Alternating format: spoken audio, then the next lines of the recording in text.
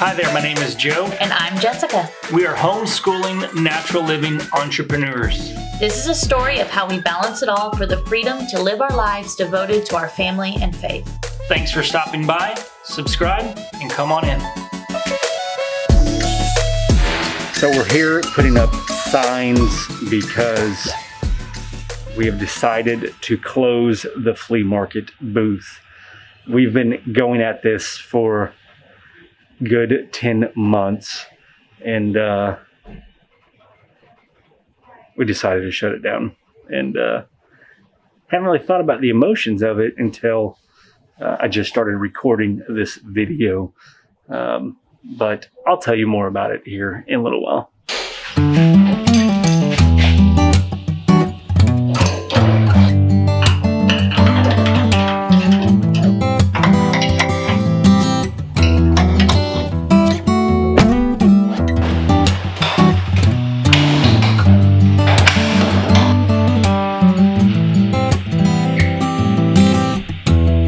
So I hadn't even thought about the emotions of the flea market booth and closing it down and what it means. Let's see if I can set this up here. I think we're kind of crooked, but I wanted to be hands-free. But I haven't really thought about the emotions of the flea market booth until today. You know, I've been voicing some concerns, frustrations about the flea market over the last couple of episodes. And Jessica and I have been talking, and we did decide to close it down. And we've got, I guess, 2 weeks, 14 days from today, 2 weeks, and we're moving out of it.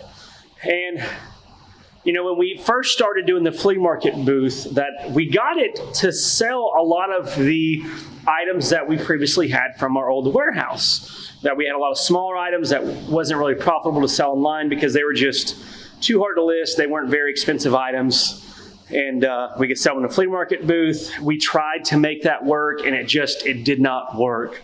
We sold lots of other liquidation items in there, but they just didn't sell very fast. You know, when you think of flea markets, especially here, they're more like antique stores. So people going in already, customers, we were just fighting against it. We gave some really good prices. We changed booths, we changed around, we got bigger booths because we know that with more products you have, the more you're going to sell. It's just the more items you have in your eBay store, the more items you have available for sale on Facebook, Walmart, Amazon. It's just the more you have available, you reach a wider audience and you'll sell more. But now that, you know, YouTube channel's taking off, we are having to list a lot more inventory, items related to liquidation versus cell phones, that we're having to buy a lot more liquidation, meaning that we have a lot more items that are lower dollar items that we have to be able to move faster in the flea market booth, and it's just not happening. It's not happening as fast as we need it to unless we just want to give it all away. But we don't want to do that. We want to be able to try to capture as much as we can, but not at the cost of how much time it's taking to get there and do all that to stock it. So we've shut it down, and I'm not sure exactly. It's a little sad, a little bittersweet. I'm excited about not having to stock the flea market booth. I'm excited about not having to go, just because it was never a routine for me. You know, Jessica and I, we did it for a while together.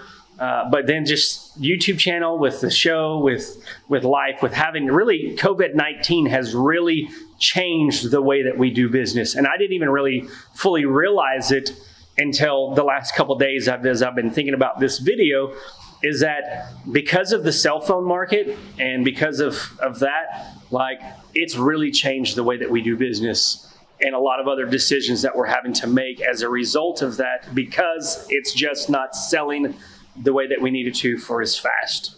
So I'm at the storage unit, picking up the trailer. I'm gonna go buy a new pallet jack, and so that's the mission I need to do now.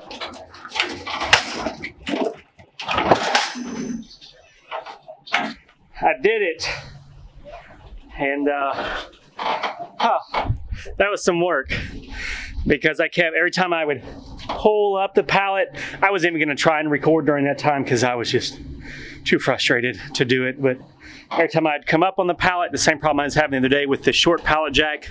The pallet was so heavy that it would slide off the back of the pallet jack. But got my little tie down straps, got them tied to the front, tied to the back, so that it would not slide off and I could pull it right up on the trailer. So it's exciting because I did not want to have to take Whitney away from work or take Jessica away from work. I want to be able to do as much of this as possible so that we can still keep listing and still keep editing and do all that stuff. So I'm gonna go ahead and try and get these other 2 boxes loaded up. I'm so excited that it went up there. I definitely did not bring enough water. It's a lot hotter than anticipated. I should have dressed in shorts and not a shirt. So I'm probably gonna go get more water, change clothes, drop off these 2 pallets that I've loaded up, and come back and do some more because I'm parched, very, very parched. All right, so I'm back at home. I'm hydrated. I've got my shorts on. I'm gonna go back to the storage unit. I'm gonna have to change the plans a little bit because some of them pallets, they were a little hard to get up on that trailer by myself, just because when the angles, it's all about the weight and the angles. So I'm gonna go back and I'm gonna go ahead and start stacking stuff on pallets. That way when Whitney does go with me, then she's just there to help me get it on the trailer and not having to stack stuff. So I think that will help out a lot. And some of you are probably wondering, you know, what are we going to do now that we're closing the flea market booth down? Like, what are our options? What are the things that we're thinking through? All that stuff. So we've thought about many different things. You know, there's outdoor flea markets, swap meets that happen around here that we thought about going to. That is still an option. We've thought about having garage sales, but we don't want to have a garage sale at our house. Because we're on YouTube, we're on TV. If it wasn't for that, then we wouldn't have any problems with having a garage sale at our home because people wouldn't know who we are. They wouldn't know who we, you know, what we do. They would know, you know, we've got inventory here. But since that's the case, I don't really feel like it's the best choice to have a garage sale at our house and people come here and know where we live.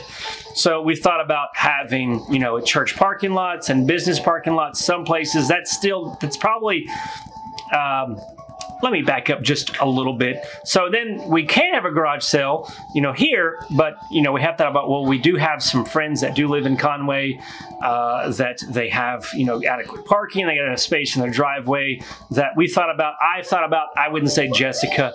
I think she may feel a little weird about it. I don't know. But about borrowing their driveway in street so that we can have, like, not monthly, but maybe every 2 months, every 3 months, depending upon how much inventory we have. And then the other option would be to set up like at a business or a church parking lot somewhere, trying to build that relationship with them. That's the other option. If the friend thing doesn't work, then I probably will reach out to some different businesses about having some sales in their parking lot, in high traffic areas. So I feel like that would be, we've also talked, I'm talking to our storage unit about the possibility of having kind of like a swap meet style sale outside of our storage unit, you know, once every couple of months, call them blowout sales. I think the term blowout sale, I don't know how that sounds to y'all. Let me know. I think it sounds kind of cool because I don't want to do flea market or garage sale because then it gives the connotation that it's garage sale. It's, you know, lower value perception.